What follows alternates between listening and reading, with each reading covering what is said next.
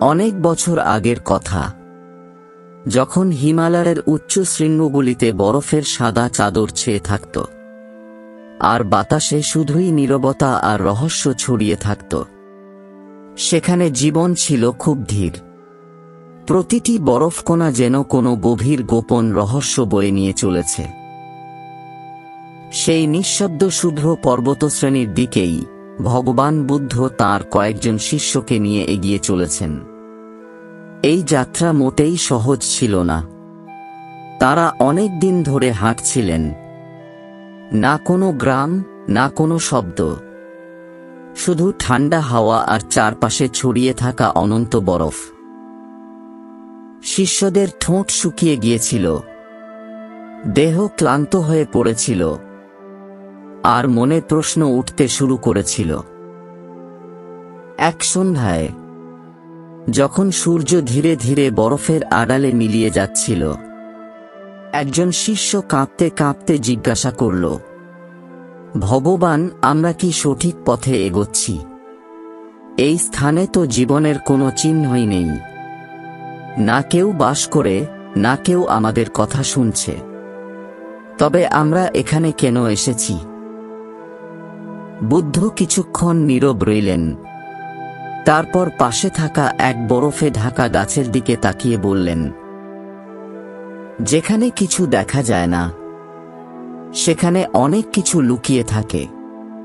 এই নীরবতার মাঝেও এক শব্দ আছে, যা কেবল শোনার মতো মন খুঁজে ফিরছে। রাতে তাঁরা এক প্রাচীন গুহায় আশ্রয় নিলেন। গুহাটি বাইরে থেকে সাধারণ দেখালেও ভেতরে প্রবেশ করতেই দেখা গেল দেয়ালে আঁকা কিছু অদ্ভুত ছবি। অপরিচিত জীব, দীর্ঘ ছায়া, আর একটি চোখ যেটি যেন সবকিছু দেখতে পাচ্ছে। শিষ্যদের মনে ভয় ঢুকে পড়ল, কিন্তু বুদ্ধের উপস্থিতি তাদের স্থির রাখল। রাত যত গভীর হতে লাগল, গুহাটির ভেতরে এক অদ্ভুত শক্তি অনুভব হতে লাগল। বরফের টুকরোগুলো গুহার ভেতরে এসে পড়ছিল, হাওয়া গাঢ় হয়ে উঠছিল, আর তারপর এক ভারী, কাঁপন জাগানো আওয়াজ গুহার বাইরে প্রতিধ্বনিত হতে লাগল। কিছুক্ষণের মধ্যেই এক বিশাল আকৃতি বরফের ঝড়কে চিরে বেরিয়ে এলো। তার আকার ছিল মানুষের মতো, কিন্তু ভয়ানক রূপে। তার গোটা দেহ বরফে তৈরি মনে হচ্ছিল, কিন্তু চোখ দুটি ছিল নিভে যাওয়া আগুনের মতো, যেন সে জেগে আছে কিন্তু ভেতর থেকে ক্লান্ত।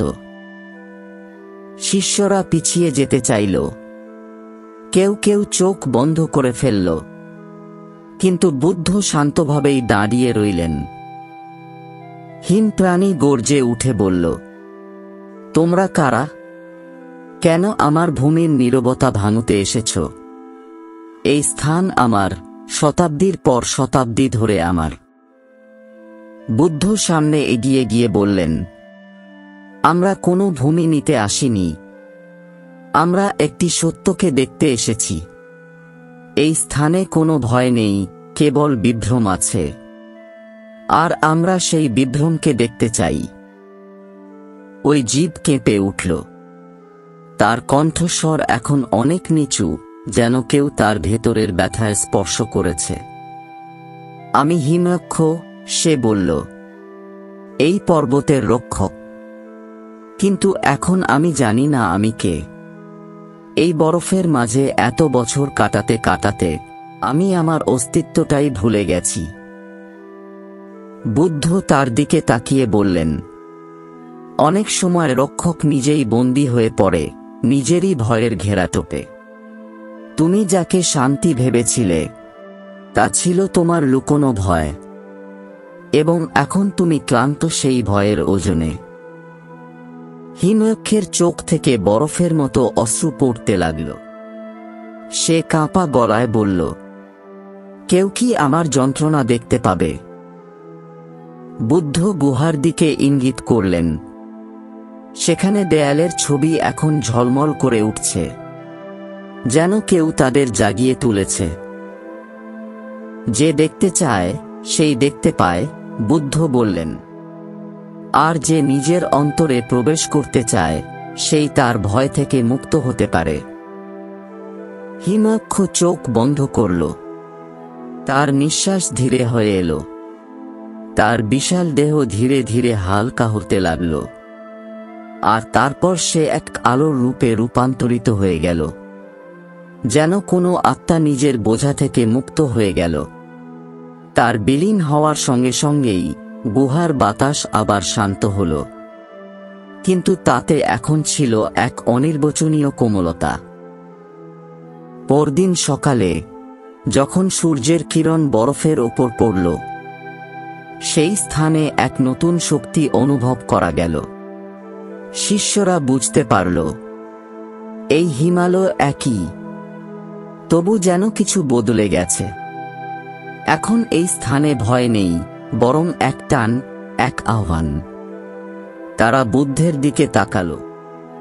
বুদ্ধ হেসে বললেন, তোমরা এখন শুধু বরফ দেখোনি, বরফের আত্মাকে দেখেছ। এটাই সেই দৃষ্টি যা ভয় থেকে মুক্ত। আমরা যদি নিজেদের জীবনেও দেখি, তবে বুঝব আমরা অনেক সময় যাদের ভয় পাই তারা আসলে আমাদের ভেতরেরই সৃষ্টি, আমাদেরই কোনো ভ্রান্ত চিন্তা। কিন্তু যখন আমরা সাহস করে সেই বিভ্রমের গভীরে প্রবেশ করি, ভালোবাসা, করুণা ও সত্যের দৃষ্টিতে, তখনই আমরা নিজেদের চিনতে পারি। আর সেই মুহূর্তেই ভিতরের বরফও গলতে শুরু করে।